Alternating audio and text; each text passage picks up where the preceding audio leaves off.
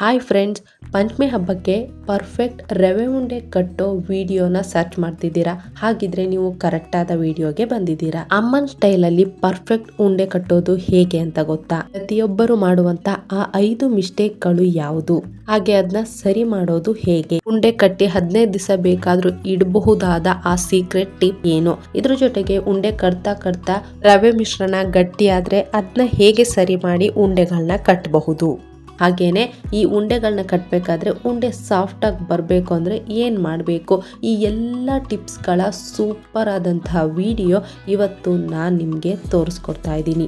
ಜಾಸ್ತಿ ಉಂಡೆಗಳನ್ನ ಕಟ್ಟಬೇಕಾದ್ರೆ ಕಟ್ಟೋಕೆ ಒಬ್ಬರೇ ಇದ್ದಾಗ ಯಾವ ರೀತಿ ಪಾಕನ ಮಾಡ್ಕೊಳ್ಬೇಕು ಎಲ್ಲವನ್ನು ಇವತ್ತಿನ ವಿಡಿಯೋದಲ್ಲಿ ನೋಡೋಣ. ನೀವು ನನ್ನ ಚಾನಲ್ಗೆ ಹೊಸಬ್ರಾಗಿದ್ರೆ, ನೀವಿನ್ನೂ ನನ್ನ ಚಾನಲ್ನ ಸಬ್ಸ್ಕ್ರೈಬ್ ಮಾಡಿಲ್ಲ ಅಂದ್ರೆ ಮಾಡಿ. ನೀವು ಮಾಡೋ ಒಂದು ಸಬ್ಸ್ಕ್ರೈಬ್ ನಮಗೆ ಇನ್ನಷ್ಟು ವಿಡಿಯೋಗಳನ್ನ ಮಾಡೋದಿಕ್ಕೆ ಪ್ರೇರೇಪಿಸುತ್ತೆ. ಹಾಗಿದ್ರೆ ಫ್ರೆಂಡ್ಸ್, ನಾವು ಫಸ್ಟ್ ಇವಾಗ ರವೆಯನ್ನ ಹುರ್ಕೊಳ್ಳೋಣ. ಇದಕ್ಕೆ ನಾನು 2 ಚಮಚ ತುಪ್ಪವನ್ನ ಹಾಕೊಳ್ತಾ ಇದ್ದೀನಿ. ಮೇಯ್ನ್ ಆಗಿ ಇಲ್ಲಿ ಮಿಸ್ಟೇಕ್ ಅನ್ನ ಮಾಡ್ತಾರೆ, ದಪ್ಪ ರವೆನ ತಗೊಂಡ್ಬಿಡ್ತಾರೆ. ನೋಡಿ, ಈ ರೀತಿ ಚಿರೋಟಿ ರವೆ ಉಂಡೆ ಕಟ್ಟೋದಿಕ್ಕೆ ಯಾವಾಗ್ಲೂ ಬೆಸ್ಟ್ ಅಂತಾನೆ ಹೇಳಬಹುದು. ನೋಡಿ ಫ್ರೆಂಡ್ಸ್, ನೀವು ಬೌಲ್ ನ ಅಳತೆಯನ್ನ ಇಟ್ಕೊಳ್ಬೇಕು. ನೋಡಿ, ಈ ಬೌಲ್ ನಲ್ಲಿ ನಾನು 3/4 ಬೌಲ್ ನಷ್ಟು ರವೆಯನ್ನ ತಗೊಂಡಿದ್ದೀನಿ. ಅಂದ್ರೆ ಅರ್ಧ ಕೆಜಿ ರವೆ ಇದೆ ಇದು. ನೀವು ಅರ್ಧ ಕೆಜಿ ರವೆ ತಗೊಂಡ್ರಿ ಅಂದ್ರೆ 1/4 ಕೆಜಿ ಸಕ್ಕರೆಯನ್ನ ತಗೊಳ್ಬೇಕು. 1 ಕೆಜಿ ರವೆ ತಗೊಂಡ್ರಿ ಅಂದ್ರೆ 3/4 ಕೆಜಿ ಸಕ್ಕರೆಯನ್ನ ತಗೊಳ್ಬೇಕು. ಒಂದು ದೊಡ್ಡ ಬೌಲ್ ನಲ್ಲಿ ರವೆ ತಗೊಂಡ್ರಿ ಅಂದ್ರೆ 3/4 ಬೌಲ್ ಸಕ್ಕರೆಯನ್ನ ತಗೊಳ್ಬೇಕು. ಕರೆಕ್ಟ್ ಆಯ್ತಾ? ಇವಾಗ ಇಷ್ಟು ಪರ್ಫೆಕ್ಟ್ ಆದಂತಹ ನಿಮ್ಗೆ ಅಳತೆಯನ್ನ ಕೊಟ್ಟಿದ್ದೀನಿ. ಈ ರೀತಿ ಮಾಡ್ಕೊಂಡ್ರಿ ಅಂದ್ರೆ ಪರ್ಫೆಕ್ಟ್ ಆಗಿ ಇರತ್ತೆ. ನೋಡಿ, ಇವಾಗ ಚೆನ್ನಾಗಿ ಫ್ರೈ ಮಾಡ್ಕೋಬೇಕು. ಒಳ್ಳೆ ಘಮ ಘಮ ಅಂತ ವಾಸನೆ ಬರಬೇಕು. ಇಲ್ಲಿವರೆಗೂ ಚೆನ್ನಾಗಿ ಫ್ರೈನ ಮಾಡ್ಕೊಳ್ಬೇಕು. 2ನೇ ಮಿಸ್ಟೇಕ್ ಇದೇ ಮಾಡ್ತಾರೆ, ಹೈ ಫ್ಲೇಮ್ ನಲ್ಲಿ ಇಡ್ತಾರೆ, ಬೇಗ ಬೇಗ ಬೇಯಿಸ್ಬಿಡ್ತಾರೆ, ಅರ್ಧ ಮುರ್ಧ ಬೆಂದಿರತ್ತೆ. ಆವಾಗ ನಿಮ್ಗೆ ಉಂಡೆ ಮಾಡಿ ತಿನ್ಬೇಕಾದ್ರೆ ಕಟಮ್ ಅಂತ ಗಟ್ಟಿಯಾಗಿ ಸಿಗತ್ತೆ, ಚೂರು ಚೆನ್ನಾಗಾಗಲ್ಲ. ನೋಡಿ, ಈ ರೀತಿ ಬಣ್ಣ ಬದಲಾಗಬೇಕು, ಚೆನ್ನಾಗಿ ಫ್ರೈನ ಮಾಡ್ಕೊಳ್ಬೇಕು. ನೋಡಿ, ಇವಾಗ ಒಂದು ಪ್ಲೇಟ್ಗೆ ನಾನು ಇದನ್ನ ಹಾಕೊಳ್ತಾ ಇದ್ದೀನಿ. ನಮ್ಮ ರವೆ ಪರ್ಫೆಕ್ಟ್ ಆಗಿ ಹುರಿದಿದೆ ಅಂತ ಅರ್ಥ. ನೀವು ದೊಡ್ಡ ರವೆ ತಗೊಂಡ್ರಿ ಅಂದ್ರೆ ಈ ರೀತಿ ಫ್ರೈ ಆದ್ಮೇಲೆ ಒಂದ್ಸಲ ಗರಿಯಾಗಿ ರುಬ್ಕೊಂಡ್ಬಿಟ್ರೆ ಮಿಕ್ಸಿಲಿ ಪರ್ಫೆಕ್ಟ್ ಆಗಿ ಇರತ್ತೆ. ನಾವಿವಾಗ ಗೋಡಂಬಿ ದ್ರಾಕ್ಷಿನ ಹುರ್ಕೊಳ್ಳೋದಕ್ಕೆ 1 ಚಮಚ ತುಪ್ಪವನ್ನ ಹಾಕೊಳ್ತಾ ಇದ್ದೀನಿ. ಸ್ವಲ್ಪ ಕಾದ ನಂತರ ನಾವು ಗೋಡಂಬಿನ ಹಾಕೊಳ್ಬೇಕು. ನೋಡಿ ಫ್ರೆಂಡ್ಸ್, ಈ ರೀತಿ ನೀವು ಕಟ್ ಮಾಡ್ಕೊಡ್ರಿ ಅಂದ್ರೆ ಎಲ್ಲ ಉಂಡೆಗಳಲ್ಲೂ ನಮಗೆ ಗೋಡಂಬಿ ಕ್ರಿಸ್ಪಿಯಾಗಿ ಸಿಗತ್ತೆ. ನೀವು ಕ್ರಿಸ್ಪಿಯಾಗಿ ಇದನ್ನ ಫ್ರೈನ ಮಾಡ್ಕೊಳ್ಬೇಕು. ನೋಡಿ, ಚೆನ್ನಾಗಿ ಫ್ರೈ ಮಾಡಿ ಕೆಂಪಗಾದ ತಕ್ಷಣ ಇದನ್ನ ತೆಗೆದು ಬಿಡಬೇಕು. ನಮ್ಮ ಮಲೆನಾಡು ಭಾಗದಲ್ಲಿ ಅಮ್ಮನ್ ಸ್ಟೈಲಲ್ಲಿ ಇದೇ ಫಾಲೋ ಮಾಡ್ತಾರೆ. ನೀವು ಕರೆಕ್ಟಾಗಿ ಅಳತೆನ ಫಾಲೋ ಮಾಡ್ಕೊಂಡ್ರಿ, ಪಾಕನ ಕರೆಕ್ಟಾಗಿ ಮಾಡ್ಕೊಂಡ್ರಿ ಅಂದರೆ ನೀವು ಪರ್ಫೆಕ್ಟ್ ಆದ ಉಂಡೆನ ಕಟ್ತೀರಾ. ಮಲೆನಾಡು ಭಾಗದ ಪರ್ಫೆಕ್ಟ್ ಉಂಡೆನ ನೀವು ಕೂಡ ಕಟ್ತೀರಾ ಅಂತಲೇ ಹೇಳಬಹುದು. ಇವಾಗ ನಾನು ಗೋಡಂಬಿನ ಹುರಿದು ತಕ್ಕೊಂಡೆ. ಇವಾಗ ನಾನು ದ್ರಾಕ್ಷಿನ ಹಾಕೊಳ್ತಾ ಇದ್ದೀನಿ. ದ್ರಾಕ್ಷಿನೂ ನೀವು ಈ ರೀತಿ ಉದ್ದುದ್ದ ಕಟ್ ಮಾಡ್ಕೊಂಡ್ರಿ ಅಂದರೆ ಎಲ್ಲ ಉಂಡೆಗಳಲ್ಲೂ ನಮಗೆ ದ್ರಾಕ್ಷಿ ಸಿಗತ್ತೆ, ತುಂಬ ಟೇಸ್ಟಿ ಆಗತ್ತೆ. ನೀವು ಜಾಸ್ತಿ ಮಾಡ್ಕೊಂಡ್ರಿ ಅಂದರೆ ಕ್ವಾಂಟಿಟಿನ ಜಾಸ್ತಿ ಮಾಡ್ಕೊಳ್ಳಿ, ಕಡಿಮೆ ಮಾಡ್ಕೊಂಡ್ರಿ ಅಂದರೆ ಕ್ವಾಂಟಿಟಿನ ಕಡಿಮೆ ಮಾಡ್ಕೊಳ್ಳಿ. ಇವಾಗ ನಾವು ಸಕ್ಕರೆ ಪಾಕನ ಮಾಡ್ಕೊಳ್ತಾ ಇದ್ದೀವಿ.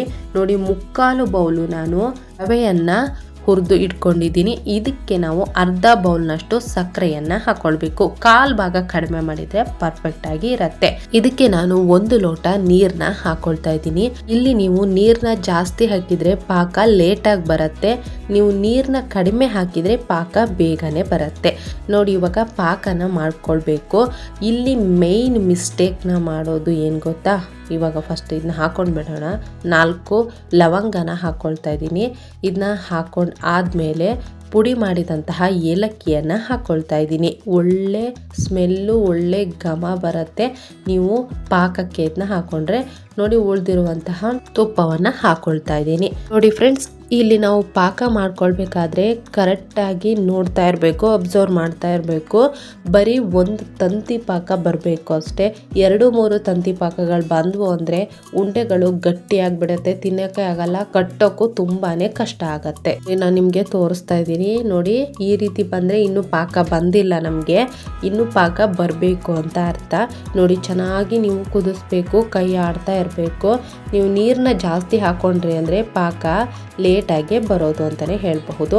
ನಾ ಇನ್ನೊಂದು ಹೇಳಿದೆ, ಮನೆಯಲ್ಲಿ ಕಟ್ಟಕ್ಕೆ ಜನ ಇಲ್ಲದೆ ಒಬ್ಬರೇ ಕಟ್ತಾ ಇದ್ದೀರಾ ಅಂದರೆ ಪಾಕನ ಸ್ವಲ್ಪ ಎಳೆ ಪಾಕನೇ ಮಾಡ್ಕೊಳ್ಳಿ. ನೀವು ಪಾಕನ ಜಾಸ್ತಿ ಮಾಡ್ಕೊಂಡ್ಬಿಟ್ರಿ ಅಂದರೆ ಆಮೇಲೆ ಕಟ್ಟಕ್ಕೆ ತುಂಬ ಕಷ್ಟ ಆಗತ್ತೆ. ನೋಡಿ, ಇವಾಗ ನಾನು ಪಾಕನ ತೋರಿಸ್ಕೊಡ್ತಾ ಇದ್ದೀನಿ. ನೋಡಿ ಇದರಲ್ಲಿ ಈ ರೀತಿ ಕದಡಿದ್ರೆ ನಿಮಗೆ ಪಾಕ ಇನ್ನೂ ಬಂದಿಲ್ಲ ಅಂತ ಅರ್ಥ. ನೀರಿನಲ್ಲಿ ನೋಡೋದು ಈ ರೀತಿ. ರವೆ ಉಂಡೆ ಕಟ್ಟೋದ್ರಲ್ಲಿ ನಾವು ಮೇಯ್ನ್ ಆಗಿ ಪಾಕನ ಕಂಡು ಹಿಡಿಯೋದೇ ಆಗತ್ತೆ. ಮೇಯ್ನ್ ಇದೇ ಸ್ಟೆಪ್ ಅಂತಾನೆ ಹೇಳಬಹುದು. ನೋಡಿ ಇವಾಗ ನೋಡಿ ಈ ರೀತಿ ಒಂದೆಳೆ ಪಾಕ ಬಂದಿದೆ ನೋಡಿ, ಒಂದು ತಂತಿ ಪಾಕ. ನೀವು ಈ ರೀತಿ ಕಟ್ ಆಗ್ತಾ ಇದೆಯಲ್ಲ, ಈ ರೀತಿ ಒಬ್ಬರೇ ಇದ್ದಾಗ ತುಂಬಾ ಕಷ್ಟ ಆಗತ್ತೆ ಮಾಡೋಕೆ ಅನ್ನೋದಿದ್ರೆ ನೀವು ಈ ರೀತಿಯಾಗಿ ಪಾಕನ ಮಾಡ್ಕೊಳ್ಬೇಕು. ನೋಡಿದ್ರಲ್ಲ, ಇಲ್ಲ ಅಂದ್ರೆ ನಮ್ಮ ಮನೇಲಿ 2-3 ಜನ ಇದ್ದೀರಾ ಅಂದ್ರೆ ನೀವು ನೋಡಿ ಇಲ್ಲಿ ತೋರಿಸ್ತಾ ಇದೀನಿ ನೋಡಿ, ಈ ರೀತಿ ಚೆನ್ನಾಗಿ ನೋಡಿ ಫುಲ್ ಉಂಡೆ ಆಗ್ತಾ ಇಲ್ಲ, ಸ್ವಲ್ಪ ಉಂಡೆ ಆಗ್ತಾ ಇದೆ.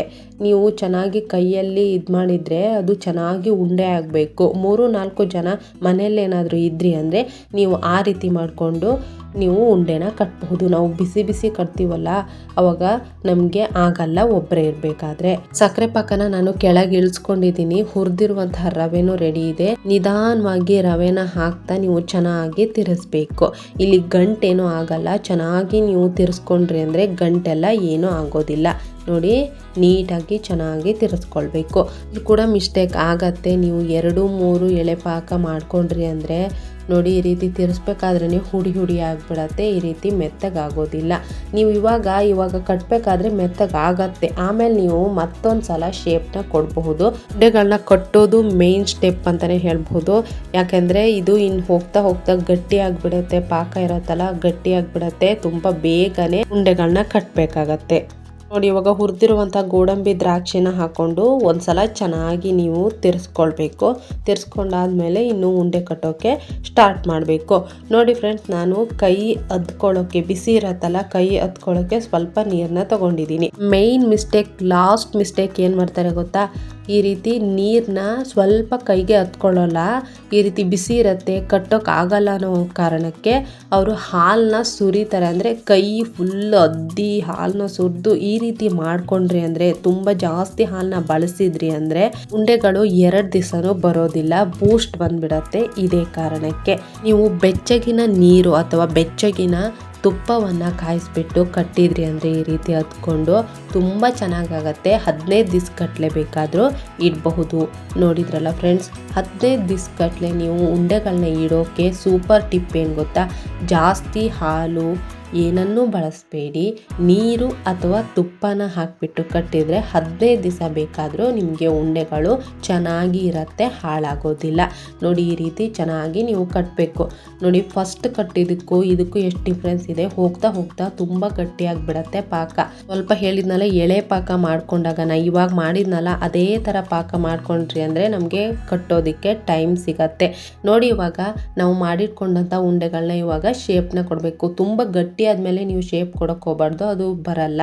ನೋಡಿ ಈ ರೀತಿ ಇದ್ದಾಗ ಶೇಪ್ನ ಕೊಡಬೇಕು. ಫಸ್ಟಿಗೆ ಉಂಡೆ ಕಟ್ಟೋಕೆ ಸ್ವಲ್ಪ ಮೆತ್ತಗಾಗತ್ತೆ, ಏನು ತಲೆ ಬಿಸಿ ಮಾಡ್ಕೋಬೇಡಿ. ಆಮೇಲೆ ನಾವು ಇದನ್ನ ಕರೆಕ್ಟಾಗಿ ಮಾಡಬಹುದು.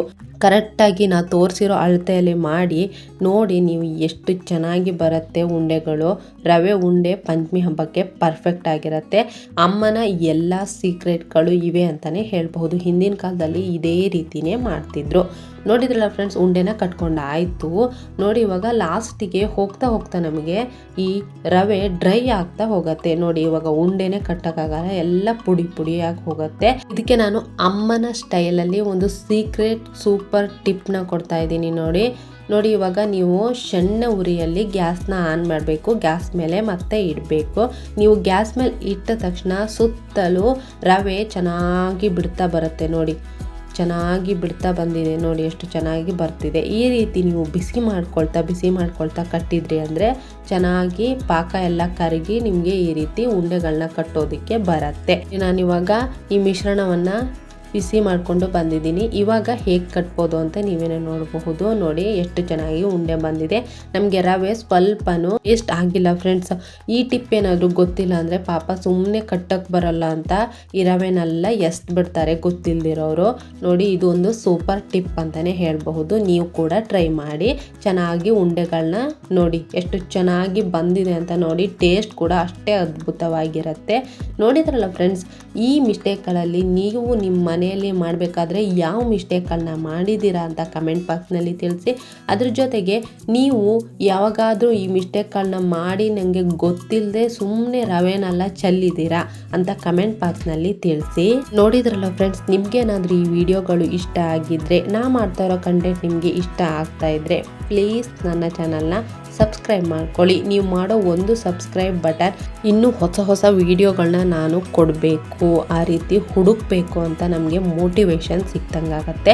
ಪ್ಲೀಸ್ ನನ್ನ ಚಾನಲ್ನ ಸಬ್ಸ್ಕ್ರೈಬ್ ಮಾಡ್ಕೊಳ್ಳಿ. ನಿಮಗೇನಾದರೂ ಈ ವಿಡಿಯೋ ಇಷ್ಟ ಆಗಿದ್ರೆ ಪ್ಲೀಸ್ ಒಂದೇ ಒಂದು ಲೈಕ್ನ ಕೊಡಿ, ಶೇರ್ ಮಾಡಿ, ಹಾಗೆಯೇ ಕಮೆಂಟ್ ಮಾಡಿ. ನಿಮ್ಮ ಮನೆಗಳಲ್ಲಿ ನೀವು ಹಬ್ಬದ ಸ್ಪೆಷಲ್ ಆಗಿ ಯಾವ ರೀತಿ ಉಂಡೆಗಳನ್ನ ಮಾಡ್ತೀರಾ ಅಂತಲೂ ಕಮೆಂಟ್ ಬಾಕ್ಸ್ನಲ್ಲಿ ತಿಳಿಸಿ. ನಿಮಗೆ ಯಾವುದಾದ್ರೂ ರೆಸಿಪಿನ ಟ್ರೈ ಮಾಡಬೇಕು ಅಂತ ಅನಿಸಿದರೆ ನೀವು ಕಮೆಂಟ್ ಬಾಕ್ಸ್ನಲ್ಲಿ ತಿಳಿಸಿ, ನಾನು ಅದನ್ನ ಮಾಡಿ ತೋರಿಸ್ತೀನಿ. ಇಲ್ಲಿವರೆಗೂ ವಿಡಿಯೋ ನೋಡಿದವರಿಗೆ ಥ್ಯಾಂಕ್ ಯು.